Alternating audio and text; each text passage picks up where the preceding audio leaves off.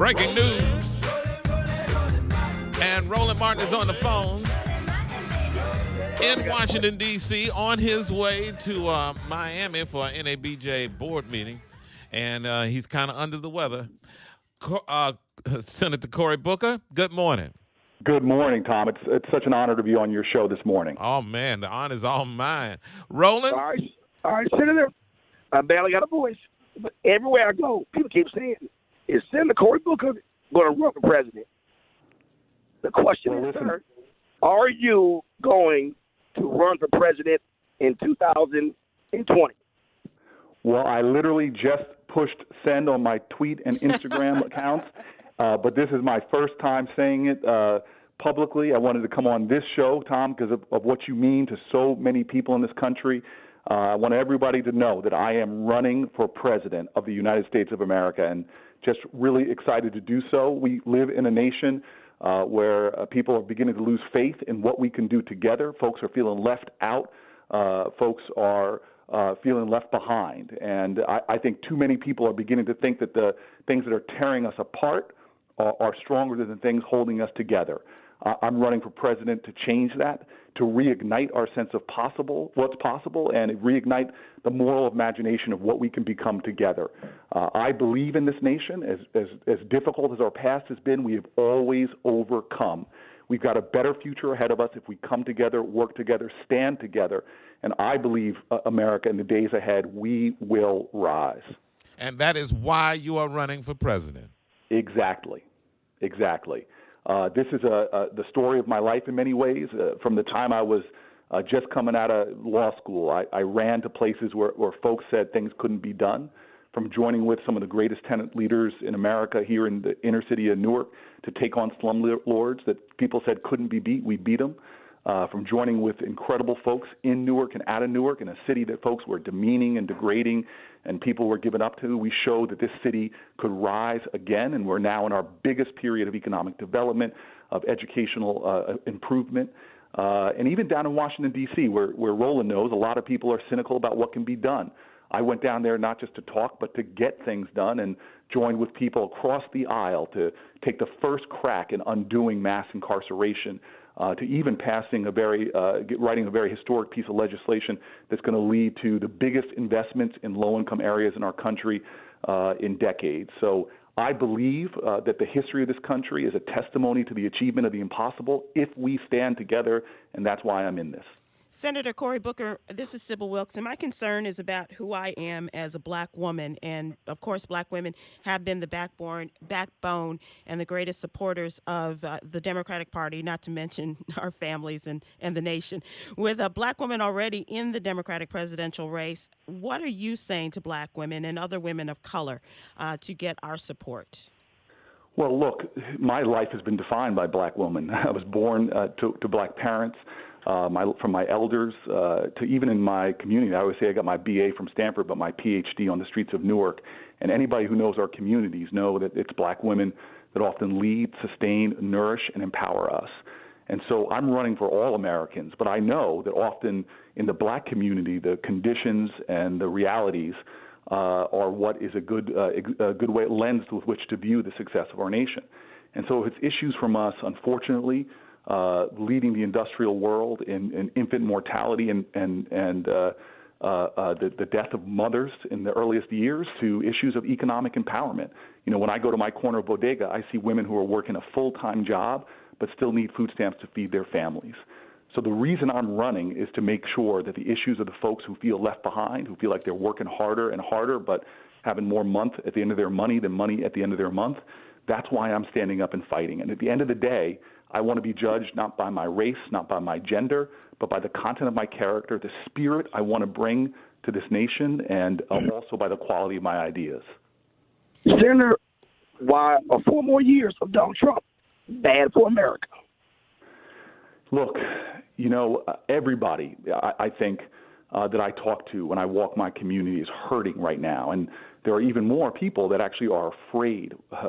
You know, we've seen just a massive increase in hate attacks in our country against so many Americans, whether they're LGBTQ or black folks. And everybody's got to know that I'm running really not to beat anybody. I'm running to unite people, because I know that when we stand together, when we work together, we can rise together. And let me tell you this, we're not going to win this race by showing the worst of who we are, but by the best. And I only know one way, as we were all taught by some of our best ancestors, that you can't drive out darkness with darkness. You got to bring the light. You can't drive out hate with hate. You got to bring the love. And I just think it's time for a more radical empathy for each other in this country, and an understanding that our strength lies in our ability to foster greater unity and to have a revival in this country of a spirit of civic grace. Senator Cory Booker, you also are talking about making this a better nation, and some of the things that you're talking about that you have been very strong in your proposals of bills, as well as passing them through the United States Senate. And we're talking about, especially about our drug laws, and that's a great concern for a lot of people, and especially the disproportionate sentences against men of color. And can you talk a little bit about that and how you would like to work with the United States House and Senate to change some of those things? Yeah, we all pledge an oath in this country. We literally swear an oath that we are going to be a nation of liberty and justice for all. For the country that professes the ideals of freedom, to have 1 out of every 4 incarcerated people on the planet Earth here in America, to have 1 of every 3 incarcerated women on the planet Earth here in America. This is a cancer on the soul of our country, and it hurts everybody. When our bridges and roads are crumbling, we invest in the infrastructure of prisons unlike any other civilization in humanity, building a new prison every 10 days from the time I was in law school to the time I was mayor of this great city in Newark. And worse than that, you judge a country often by who they imprison. Some nations put journalists in prison. Some nations put political opposition in prison. You go to prisons in America, and you see that we're shuttling in there the mentally ill. We're shuttling in there the addicted. We're shuttling in there the poor. As my friend Brian Stevenson says, we have a nation that treats you better if you're rich and guilty than poor and innocent. And overwhelmingly, as you said, we disproportionately incarcerate black and brown people. That has got to stop. It's hurting us all. And if folk don't think this isn't a national urgency, there's a great university that put out a study that shows we would have 20% less poverty in all of America if our incarceration rates were in line with other nations. We're not making ourselves safer. We're creating more dangerous conditions, more economic instability. We're hurting not just individuals, but families and communities by over-incarcerating folk. And I know from being mayor of Newark that when you put together prison reentry programs, when you take courts that push people out of jail through our drug courts and our veteran courts and our youth courts, that you actually create more safety when you empower lives, when you get people health care and mental health care. And so we have a comeuppance in this country. We could save billions of dollars. We can empower lives.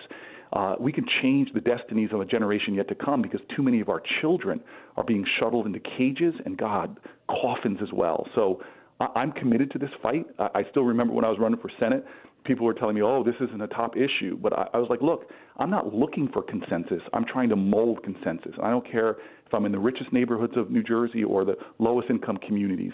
I'm going to talk about changing our criminal justice system. And that means, doing like Obama did with the 21st Century Policing Group, to talk about police accountability with police officers, with community activists, because we can do better there. It means changing our drug laws, ending prohibition against marijuana, which has led, black folks are no different in their usage rates or even the dealing rates, but are almost 4 times more likely to be incarcerated for marijuana. We do not have equal justice under the law. And it means all the way to helping our brothers and sisters when they come home to get jobs. Why do we have a nation that after you've served your sentence, when you come home trying to stand on your feet again, trying to be there for your family, we deny you jobs and business licenses and bank loans and the ability to thrive again?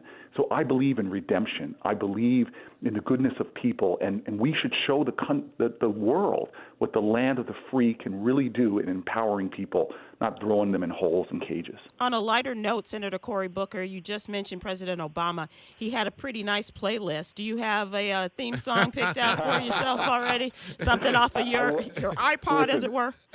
I want to tell you, I'm of the hip-hop generation, and I give a lot of deference to that. But this last week, leading up to this day, all I've been listening to is gospel. Oh, okay. I know. The power of prayer is great, isn't it? Amen. Amen. Hallelujah. And what's the gospel song you're listening to most? You know what? Kurt Franklin has this great song called "Stand," and we all know that through the storms and through the dark of night, we stand strong. We stand together. We will rise. Well, DJ Request is going to play it for you. And there's talk of Hillary running. You might want to get Ludacris on your list. Move, get out the way. Senator Cory Booker announcing that he's running for president in 2020 on the Tom Joyner Morning Show. My man.